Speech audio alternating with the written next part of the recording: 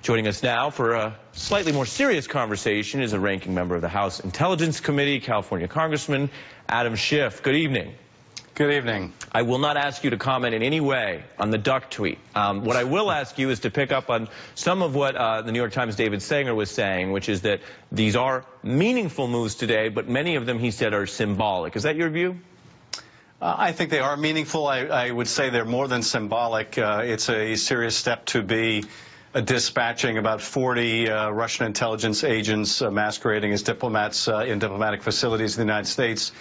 But nonetheless, I would agree that the administration is going to need to do more. I think the Congress is going to need to do more because I don't have that much confidence in the president-elect doing anything at all. And if we're serious about deterring the Russians, I think we're going to have to make them feel some economic pain. There are also steps I hope the administration is taking that it's not announcing today.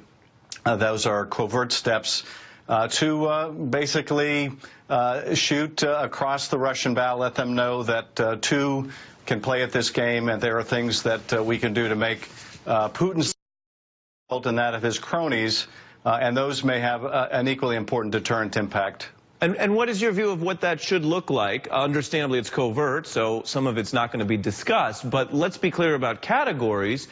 If the idea is a proportionate response, certainly that wouldn't automatically mean tampering with their election or the information used in their election. And in past administrations in American history, efforts by the CIA or others to interfere in other countries' elections, democratically or otherwise, are pretty widely criticized. Oh, no, you're absolutely right. No, we don't want to have the same response to what they did in the United States. They're doing a pretty good job dismantling their own democratic institutions. The last thing we would want to do would be to help them in any way. Rather, we could take steps to expose, for example, the corruption of both Putin personally and a lot of his cronies, the economic theft from the Russian people. That's not something, frankly, that the incoming Trump administration could easily undo. And that's something that would reflect badly, that would weaken Putin. So that's one potential step. There are a number of others that I won't discuss.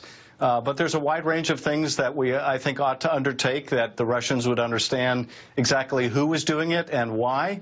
But they're not things that we necessarily need to broadcast. What is the key evidence that is still left to declassify on this, in your view?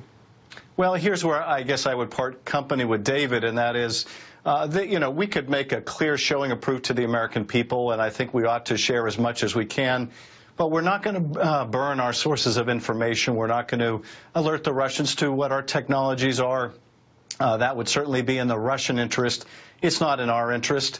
And this is why I think what Donald Trump is doing right now is so destructive, not only to our own country, but to the success of his own presidency. And by that I mean there's going to come a time when President Trump is going to have to come before the American people and explain how he's going to take action vis-a-vis, and it could be Russia or Iran or North Korea or China, and he's going to want to say that this is on the basis of the intelligence he's received, and he's not going to want to have to share that intelligence.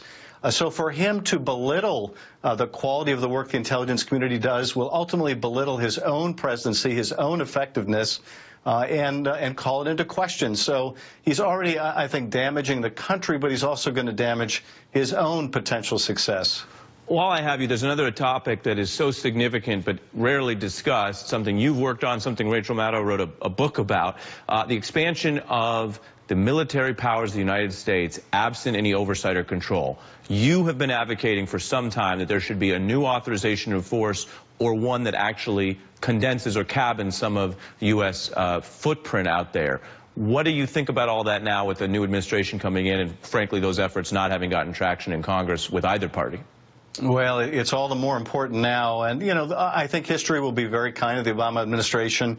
But this is one area that it won't, and that is the administration didn't work hard enough, I think, with Congress to encourage Congress to pass a new authorization to use force. Now, I think the administration took the view, and I can understand it, that they shouldn't want this more than the Congress, because it's the Congress's own institutional authority that's being eroded, and they were exactly right about that. But nonetheless, the administration's broad interpretations of these old authorizations going back to 2001 and 2002 are going to mean that Donald Trump can come into the Oval Office and can wage war just about anywhere as long as he claims it's against al-Qaeda or its successors and point to the Obama administration as precedent. So that's a very dangerous thing. I think there may be a great many Republicans now who wish they had been more serious about this issue also, because they probably are going to have grave concerns about Trump having free rein to make war without the approval of Congress. So this is a real problem. I would hope we would get back at it again with a renewed determination, because this could ultimately be a decision of war or peace, and there are few of greater consequence for the Congress. And as you say, President Trump could point now to bipartisan Democratic and Republican legal precedent for that based on this administration in part. Congressman Adam Schiff, Ranking Member House Intel, thank you for joining us.